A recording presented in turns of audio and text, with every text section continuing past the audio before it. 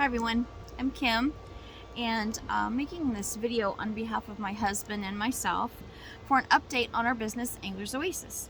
Angler's Oasis is the bait shop that we have owned, and we have been running into quite a few of our customers and getting messages asking what's been going on. So I will give you the quick Cliff Notes version, and if you're interested to hear what's transpired over the last year to 2 years, I will go ahead and make a longer video so that you can follow along if you're interested.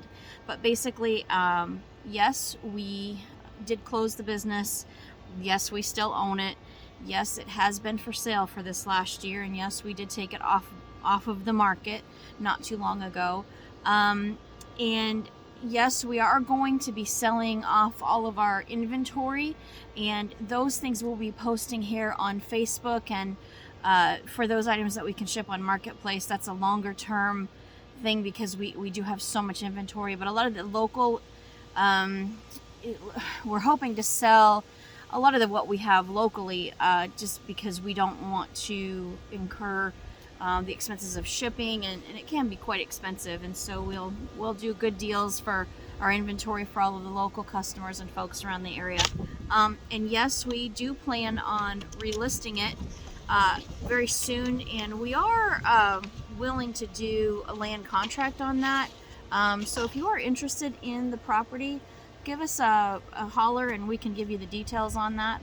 So the longer version of this story is back in September of 2021, we closed the business. We saw it through for the year. At that time, we did know that we were going to be closing the business and closing it properly, selling the inventory, putting it up for sale, and actually at that point we had already signed a sales contract, and it was just time to retire.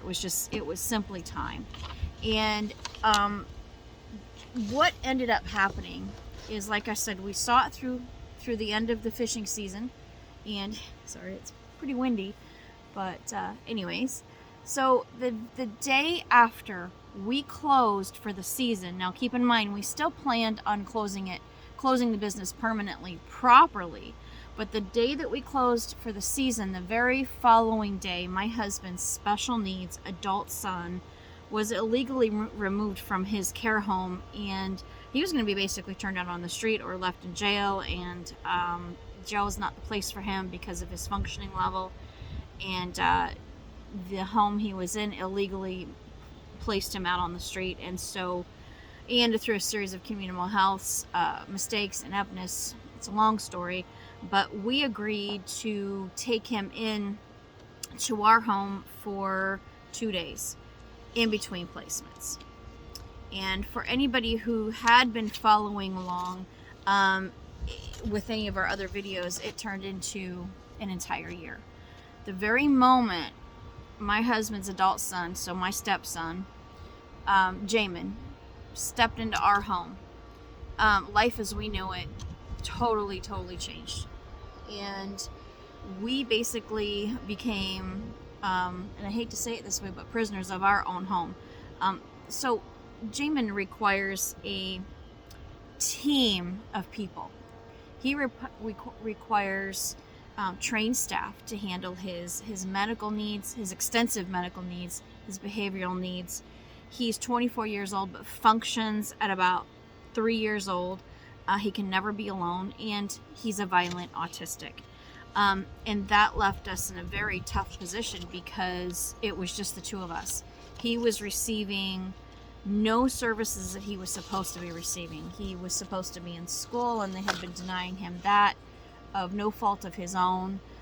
They had been denying him all of the services that he was supposed to be getting, and he does get his own funding for that.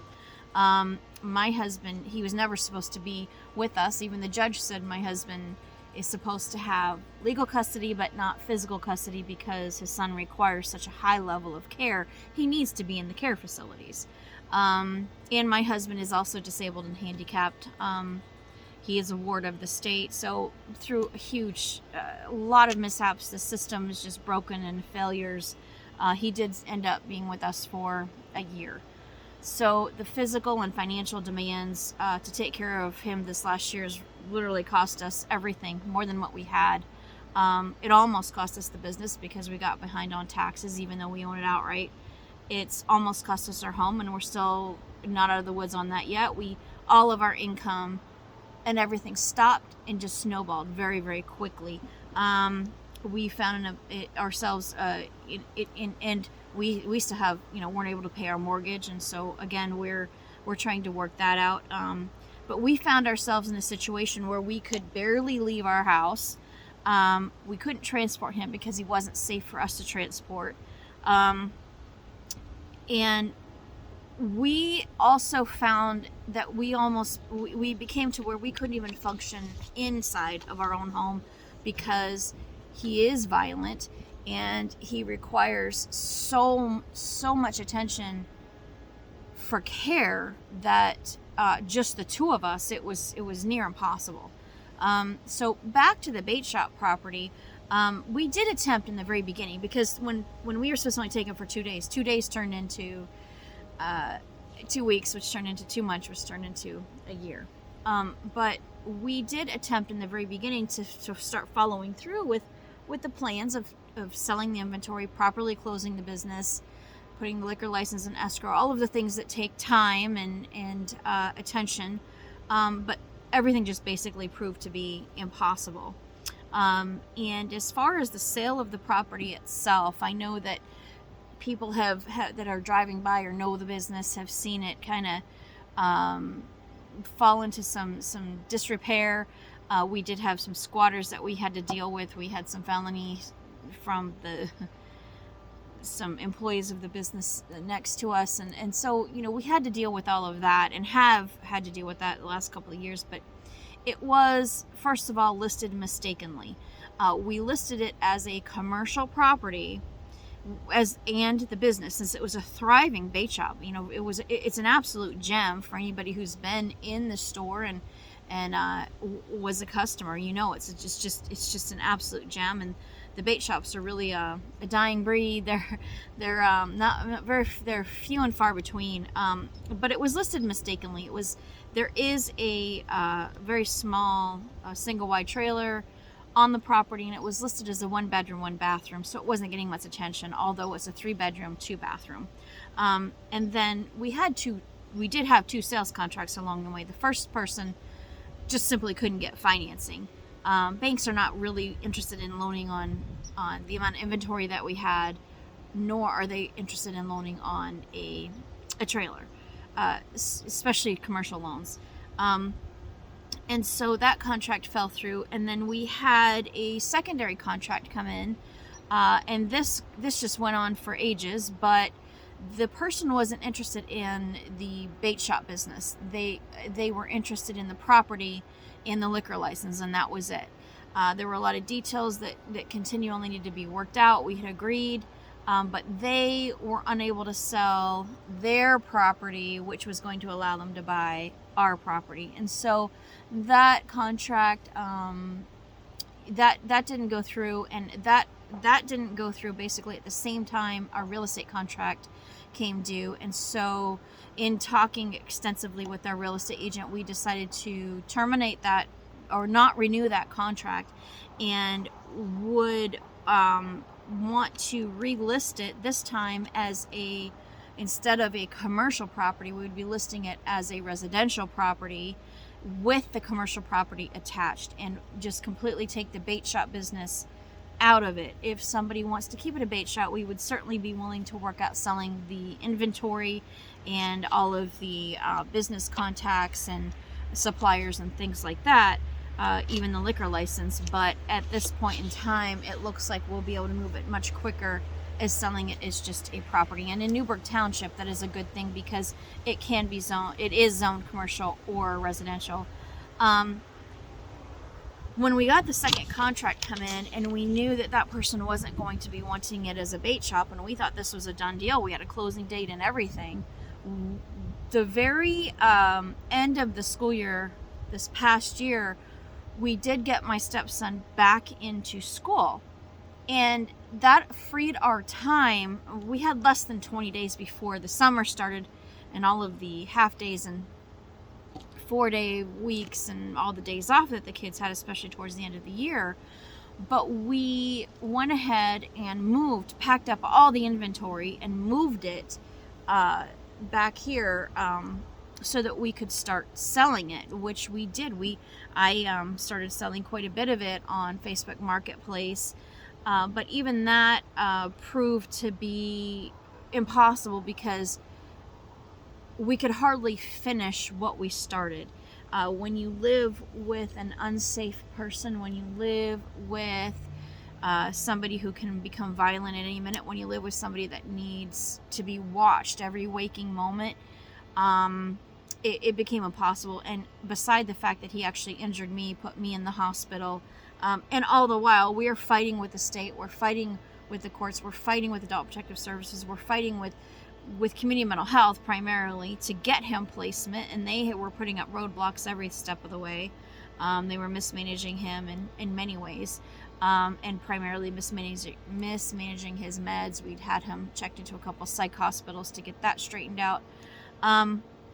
Out of absolute desperation, we were, this time last month, we were desperate, just not knowing what to do because, again, all of our income stopped, our ability to make income stopped, our ability to leave the house stopped, and then on top of it, we were working the job of several people where normally there would be rotating staffs of people that would take care of him. They would get to go home. They would get to leave, go home from their shift, and come back. We weren't able to do that. And quite a bit of the time, I would just spend time hiding. I was recuperating quite a bit from my injuries and the stress this was causing and trying to basically handle all of the paperwork side of things. And again, it just became nearly impossible. And so simultaneously, this all happened about a month ago. We'd pushed things as far as we could possibly go financially. This cost us more than we had. And we won't be able to recover financially. Even if we were to just reset right now, we can't recuperate most of our losses, but we can pick up at this point and move forward. At the same time, a month ago, he had a violent episode here at the house. He injured my husband and injured himself, and he and my husband were transported by ambulance to the hospital, where it was discovered over a period of a few weeks that my stepson had acute lymphoblastic leukemia, and he has actually, they left here a month ago in the ambulance, and he has not been home since. So it is a terrible, terrible thing that's happened, but he is now receiving the care that he needs. He's responding beautifully to chemotherapy treatment. The psych team at U of M has been a dream. They have gotten him off of all of his psychotropic meds, and what we found out, which my husband knew and had been fighting for, is to get him off of all of his meds and do a med reset, because he seemed to be more violent on the meds than off, and that has proven to be true. Excuse me. And so now that he is being taken care of in a place where there are better trained people to handle him and his case, he's being taken care of medically, he's being taken care of behaviorally, and basically they are going to help find placement somewhere in Ann Arbor, a little bit closer to the hospital there, because this will be, once he's done with his initial chemotherapy treatments, he's such a high medical risk and high medical needs. He will be going through about 3 years of chemotherapy once this initial intensive treatments are done. But he's already improved behaviorally, functionally, and it looks like he will have a quality of life and be safe with the right staff, safe for himself and the people around him and his caretakers, whereas under the care of community mental health here, it's just been a disaster. So what this has also allowed us to do, now that he is being taken care of, to recuperate ourselves a little bit, to divide and conquer, with my husband helping him through the cancer treatments and recovering himself, and allowed me to try to pick up the pieces of our lives, figure out what we're going to do financially. But I will now be able to safely start selling the inventory. I will start posting things here on Facebook so that everyone can see what we have, set up arrangements for pickups, however it needs to work, and also get the property back up for sale, and just get out from underneath that, and that might help balance out some of the financial losses that we took this last year, although it'll never put us back to where we were if we had sold it when we had originally planned. So just, if you don't mind, keep an eye on the Facebook page, share this to anybody, especially any fishermen. We do know that here we are, fall going into winter, and we have a plethora of this inventory of fishing supplies. Most people won't be interested in until it warms up again, but we are hoping that we can give everyone a good enough deal. We're interested in, we just want to sell it at our cost, and recuperate our losses at this point. So keep an eye on the Facebook page. I will start posting the inventory. If there's anything you're interested in, you can let me know, but I don't know how quickly I can get to that, because we did have to pack everything up in a frenzy. It became disorganized, and when we did bring some of the items back here to the house during some of the violent episodes, those got thrown around, and boxes got discombobulated, and nothing damaged or broken, but it's just a little bit of a mess, and so it's going to take a little time to go through it, and I am going to be posting things as I unpack them. So thank you very much for following along. Thank you to all of the customers for all of the years of business that you've given us. We do hope that whoever buys it keeps it a bait shop, because it is a gem, and it was a flourishing business and has done very well. So thank you very much, and we will keep updating everybody. Bye-bye.